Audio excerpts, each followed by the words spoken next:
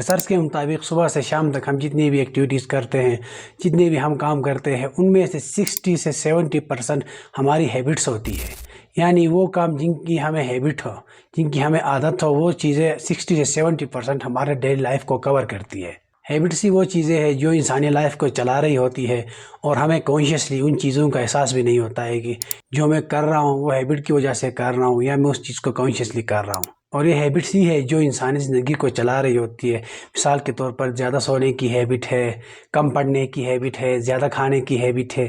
یہ ہیبٹس ہمیں پتہ بھی نہیں چلے گا، آہستہ آہستہ ہماری لائف کو اور ڈائریکشن کی طرف ڈائریکٹ کر رہی ہوتی ہے۔ اور ان ہیبٹس کو کس طرح بریک کرے، ہیبٹس کو کس طرح ڈیولپ کرے، ایک گروئنگ مائنڈ سیٹ کو کیسے بنائے، اور فائنینشیل ایجوکیشن کو کس طرح ہم عام کریں، ان چیزوں کو سمجھنے کے لیے کچھ بکس ہے جنہیں ہمیں پڑھنا لازمی ہے۔ مثال کے طور پر ایٹامک ہیبٹ ہے، جیمس کلیئر نے لکھا ہوا ہے۔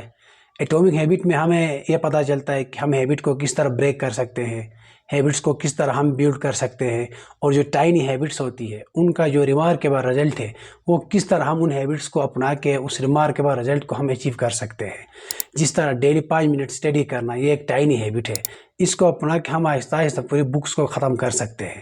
اگر آپ مائنڈ سیٹ ڈیولپمنٹ چاہتے ہیں، رچ تھنکنگ اور پور تھنکنگ میں ڈفرینسیشن چاہتے ہیں، اور فائنینشیل ایجوکیشن چاہتے ہیں، تو آپ رچ ڈیڈ پور ڈیڈ کی بک پڑھیں جس کو روبرٹ کیوساکی نے لکھا ہے۔ جب تک ہم ہیبٹس کو نہیں سمجھیں گے، اس کے پیچھے کی جو سائنس ہے اسے نہیں سمجھیں گے، ہم پاور آف ہیبٹس کو نہیں سمجھ سکتے۔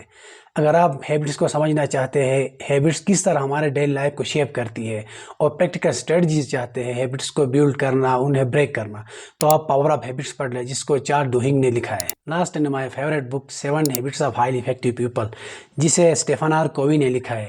اس بک کو پڑھنے کے بعد آپ اس قابل ہو جائیں گے کہ پرنسپل کو کس طرح ہم بیلڈ کر سکتے ہیں، کریکٹر کو کس طرح بیلڈ کر سکتے ہیں، اور پرسنل انٹرپرسنل سکلز کو ہم کس طرح بیلڈ کر سکتے ہیں، اور انہیں بیلنس کس طرح کر سکتے ہیں۔ اس بک پڑھنے کے بعد آپ انیبل ہو جائیں گے، یہ چیزیں آپ اپنے حساب سے بیلڈ کر سکتے ہیں۔